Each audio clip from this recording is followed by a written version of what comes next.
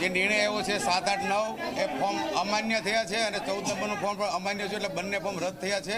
એટલે આપણે માહિતી આપે એ નિલેશભાઈ કુંભાણી અને 14 નંબરનું ફોર્મ છે તે સુરેશભાઈ પડસાળ જે ડમી છે. નહીં એવું કંઈ નથી. હું મુકેશભાઈ દલાલ ભારતીય જનતા પાર્ટીના ઉમેદવારનો ચૂંટણી એજન્ટ છું અને ચકાસણી દરમિયાન હું હાજર હતો. અમે ઘણા બીજા પણ ફોર્મમાં અમે પણ વાંધો લીધો હતો, એવી રીતે આના ફોર્મમાં પણ વાંધો લીધો હતો. અંતરે આજે હિયરિંગ થતાં આ બંને ફોર્મ આ બાબતે મેં આપને સ્પષ્ટતા કરી છે. આજે ચૂંટણી કમિશનર તરીકે અહીંયા જે અધિકારી હતા કલેક્ટર સાહેબ, એને બંને ફોર્મ અમાન્ય ગણ્યા છે.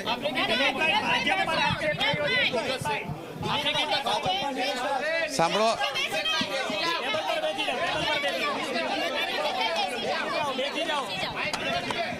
ભાજપ પર આરોપ થયો છે.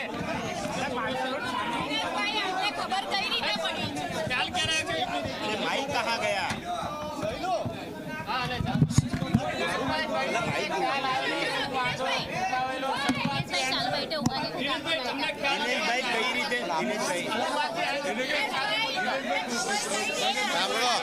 સાંભળો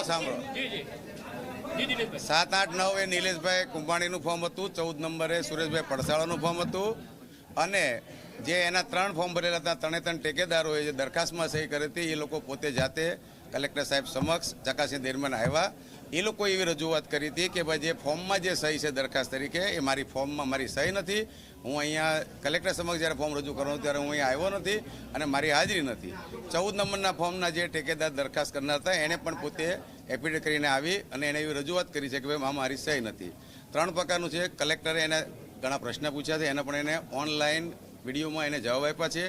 એના એ જવાબ પણ એના લિખિતમાં લીધેલા છે કલેક્ટરશ્રીએ અને એને એફિડેવિટ કરીને પણ સોગંદપૂર્વક જણાવ્યું છે કે આમાં ફોર્મમાં મારી સહી નથી.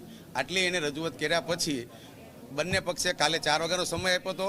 4 વાગે સામેના પક્ષવાળાએ એ લોકોએ કીધું અમને સમય આપો, એટલે કલેક્ટર સાહેબે આજે સમય આપ્યો હતો. અમે બધાને 9 વાગે બોલાવ્યા હતા. 9 વાગ્યાથી દલીલ ચાલુ થઈ. લગભગ 1-1.5 કલાક દલીલ ચાલી. ત્યાર પછી સાહેબે એવું કીધું કે હવે હું આને ઓર્ડર પર મૂકીશ. અત્યારે ઓર્ડર આવ્યો છે અને બધાની હાજરીમાં, એ લોકોના હાજરીમાં અને અમારી હાજરીમાં કલેક્ટરે નિર્ણય જાહેર કર્યો છે અને બંનેના ફોર્મ 7, 8, 9 જે કોંગ્રેસનું ઉમેદવાર નિલેશભાઈ કુંભાણી છે એનું ફોર્મ પણ રદ કરવામાં આવ્યું છે અને 14 નંબરનું ફોર્મ સુરેશભાઈ પડસાળા છે એનું પણ ફોર્મ રદ કરવામાં આવ્યું છે. તમારા તરફે શું દલીલો થઈ હતી? શું કહો છો?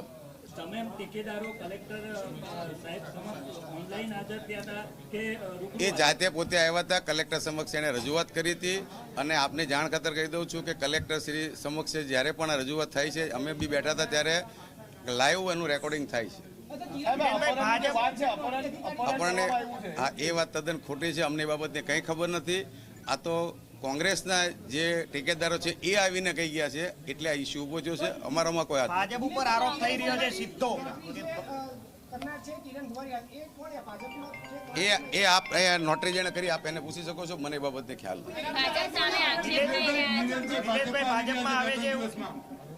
એ બાબતની મને ખબર નથી. આપ એ નિલેશભાઈને પૂછી શકો છો. મેં આપને અહીંયા જે મારી જવાબદારી છે ચૂંટણી એજન્ટ તરીકે મારી જવાબદારી શું કહે છે? કોંગ્રેસ નથી, હવે સુરતમાં વિપક્ષ નથી, સામે કોઈ હરીફ બી નથી, તો કઈ રીતે જીતને જોઈ રહ્યા? હજી કાલે ફોર્મ પાછું ખેંચવાનો સમય છે. અમને ખબર નથી. હજી 8, 9 ઉમેદવાર બાકી છે. ચૂંટણી તો હવે પ્રક્રિયા છે એના ભાગ તરીકે ચાલે છે. દિનેશભાઈ, તમારી મહેનત કેટલી ફળ લાગે? આમાં મારી મહેનત કોઈ નથી. જે 4 ઠેકેદારો આવીને પોતાની રજૂઆત કરી ગયા છે એનો પ્રશ્ન છે. આમાં કોઈ ખેલ નથી. એ લોકો 4 જણા આવીને પોતે જ રજૂઆત કરી ગયા છે એફિડેવિટ કરીને ઓનલાઈન કે ભાઈ મારી સહી નથી. એના ઉપર કલેક્ટરશ્રી નિર્ણય કર્યો છે. તમે રજૂઆત કરી હતી કે 4 ટેકેદારો નથી બરાબર, કયા આધારે કરી હતી? તમને કઈ રીતે ખબર પડી? એ લોકો રૂબરૂ જ આવ્યા હતા. ચકાસી દેવા જાતે જ આવ્યા હતા એ લોકો 4. અમારી નહીં. તમને કઈ રીતે ખબર પડી કે આટલા વાગે ફોર્મની ચકાસણી ચાલતા હતા એ દિનમાં જ એ લોકો કલેક્ટર સમક્ષ આવ્યા હતા અને રજૂઆત કરી. તમે અમે આ એકમાં નહીં, અમે બીજા ઘણા અપક્ષમાં બીજા પક્ષમાં પણ અમે વાંધો અમારી રીતે ઉઠાવ્યો હતો અને અમે ફોર્મ પણ ચેક કરતા જતા હતા. અમને અધિકાર છે ચૂંટણી એજન્ટ તરીકે ફોર્મ ચેક કરવાનો એમ અમે એ ફોર્મ ચેક કરતા અમને માહિતી મળી એટલે અમે અરજી આપી દીધી. 2022નું રિપીટેશન થયું છે એવું કહેવાય. હિન્દી બી આપી દો.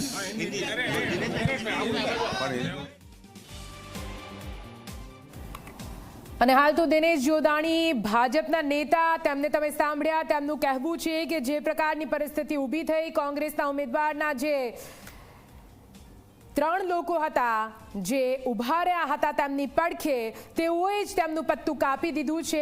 3 લોકો હાજર થયા હતા, 3 ટેકેદારો હાજર થયા હતા અને તેમના દ્વારા જ આ નિવેદન આપવામાં આવ્યું હતું. સંવાદદાતા ચેતન પાસે જઈશું. ચેતન, હાઈ વોલ્ટેજ ડ્રામા બાદ આખરે કુંભાણીનું ફોર્મ રદ થઈ ચૂક્યું છે. ગુજરાત માટે મોટા સમાચાર અને કોંગ્રેસને એક મોટો ફટકો ચૂંટણી પહેલા.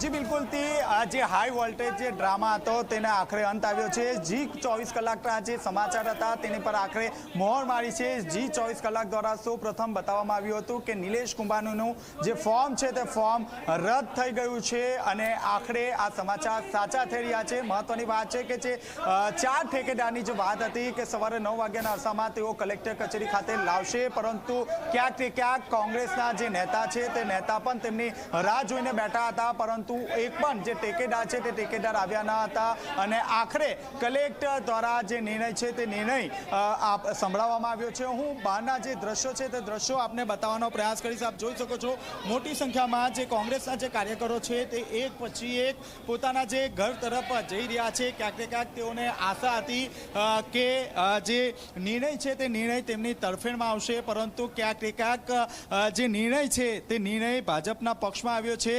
જે 4 જે ટેકેદાર હતા તે હાજર થયા ન હતા અને આખરે આપ જોઈ શકો છો જે કોંગ્રેસના જે નેતા છે તેમના ચહેરા પર નિરાશાનો માહોલ છે.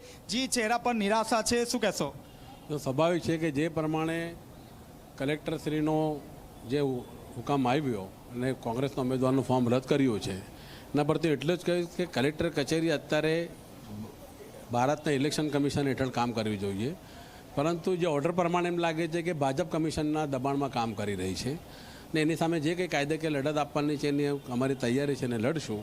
પરંતુ જે થયું છે એનાથી એટલું ચોક્કસપણે કહીશ કે સુરત સહિત સમગ્ર દેશની જનતા ભારતીય જનતા પાર્ટીના આ કૃત્યને ક્યારેય સાંખી નહીં લેશે અને એનો બદલો વાળશે ચોક્કસપણે. જી, શું કહેશો? હવે હાઈકમાન્ડ નિલેશ કુંભાણી સામે કયા પ્રકારના પગલાં લઈ શકે છે?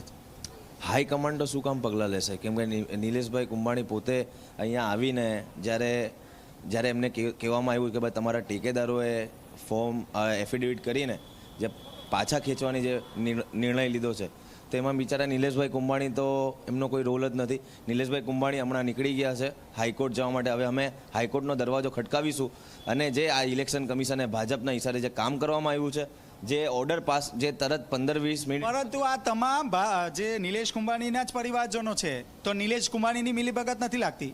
ના 100% કોઈ એમાં જરૂરી નથી કે જુઓ પરિવારના લોકો છે પણ એ બનેવી છે, બેન આપી છે, એનો મતલબ એ નથી કે ભાઈ નિલેશ કુંભાણીના હિસાબે બેન એ એમના બનેવી કામ કરે. કેમ કે એમના બનેવીના શું સંપર્ક હશે, કોની સાથે સંપર્ક હશે એ હું અને તમે નથી જાણી શકતા.